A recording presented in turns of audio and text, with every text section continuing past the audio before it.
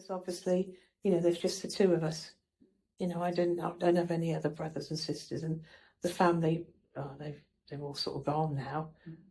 So it's really left down to me, and you know, a couple of people that I knew that helped. She did a good job though, didn't she, Mitch? Oh yeah. Yeah.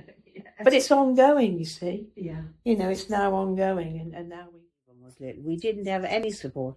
Nobody told me that Yvonne had even a mental disability, really, until she was, because there was the moment that realization had come that I didn't have, I kind of knew there was something not right, but was hoping, I suppose, that miracles would happen, but they didn't. My husband was in denial, so that didn't help. But yeah, and I did cry, and yeah, and it was a sad time for me because I didn't have family. I didn't have a mother or father here. I did have that nice friend I had. It's knowing how to look after him to the best of our ability. You know, nobody trains you for parenthood, not anybody, and especially if you've got a child that's not on the normal continuum. You know, it's how do you deal with all that, and it's also seeing. Yeah. So you can imagine, you know, when she's been with mum, you know, since a child, you know, and she's got to the age then. Well, she was 59 when mum died last year. You know, that's a long time to be with somebody and to be, you know, they were companions. Absolutely. But it's time for Lulu to enjoy a different life, you know, and get out there and, you know, in the right situation where she can be looked after and develop more. Because we can't. Your own age, yeah. Yeah. Because we can't keep her happy. We're just her own age. Yeah, we're just a couple of old people now, and we're finding it a real struggle. How you can prepare your child for those sort of things, because he's as isolated as we are. You know, he's known a few people that have moved into independent living, and generally, you know, some of them are not been very complimentary about it. So, you know, to him, it's very, very frightening, I should imagine. Sudha, he doesn't go out, or he doesn't do much exercise. He sits on his bed and do nothing. So his muscles get weak, and then when he go out, he's a little bit wobbly. So this is a big concern for me. Wherever, if he goes out, someone needs with him.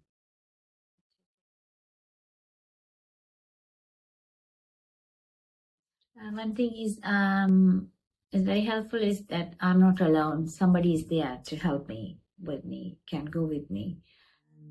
And the process of getting into independent living, the different types of independent living, I mean, that wouldn't have been available without the Embolden project. You know, how can Michelle be supported? You know, what do we do when she does move into properties and things like that? What's available to her? And it was obviously through talking to you, you know, and getting some sort of structure, you know, so that we knew, you know, well, this is what you need to consider. But it, you know, initially it was a bit of a minefield. Obviously now, you know, it still it can still be so, but you know, I can manage it a bit more now, and you know the right.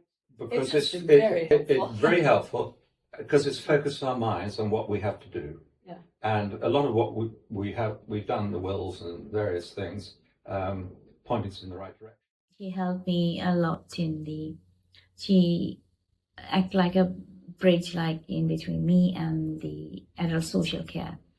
She asked a few questions on behalf of me, and she passed the answers, which is really helpful. I really relied on her. Because obviously with your expertise and experience, you know, and the fact that we do get on well, you know, there's a good, nice rapport between three of us, which helps.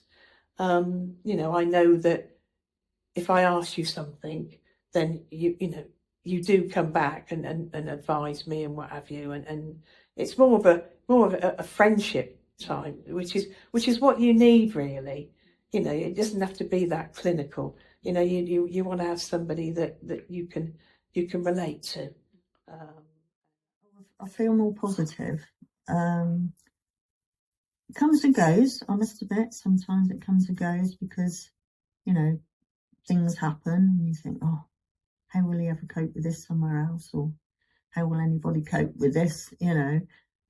But no, I feel we are much more positive. We do actually have a time scale, which we didn't have before. I am definitely happier than I was before you came. I was getting really stressed out about that. But I found with the network that, you know, there was always that, you know, oh, have you thought about this? Have you thought about that? Have you considered this?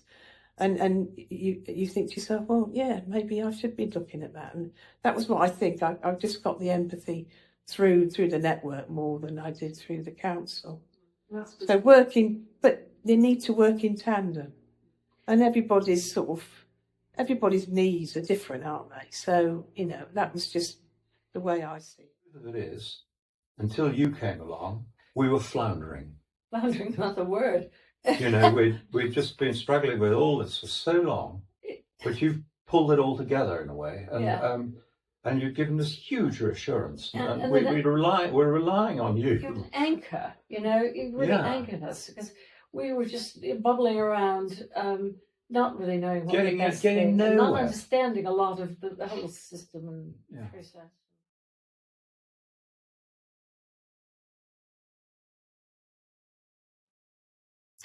We would have started this progress a lot sooner, probably 10 years ago, a good 10 years ago. Yeah, mid to late 20s when Andrew was that sort of age, we should have really started. Yeah, I would look into it a bit more if I was a younger carer and had a daughter or a son. I would look into it, and it's hard to say what I would do. I would go into it more, probably. Maybe I wouldn't. Oh, I don't know. I can't really actually say what I would do. I know I would look into it more and maybe look into the prospects for her, because I feel now that she's been thrown in at the deep end in many ways. I don't know. I'm not. I think I've had too many years of having Concentrated on this one. On what's right in front of me. And I haven't had enough time to gather my thoughts about the long run. Because I just don't have time to myself. If when I have time to myself, I have to think about something else. You know, this is just not an easy road to travel, and we're still trying to find the way through it ourselves. And to think of trying to advise other people is really, really difficult. I mean, I wouldn't know where to start. Barely know where to start now with Munchkin over there. Well, that's the thing, really. Is it was left it was left late, really, and I think that anybody who's in the situation that I was, you know, providing that your parents are receptive to it, you know, you've got to be able to get the ball rolling a lot quicker, because otherwise it just you know, it just builds up and you get to a point where you just don't know, you know, which way to go.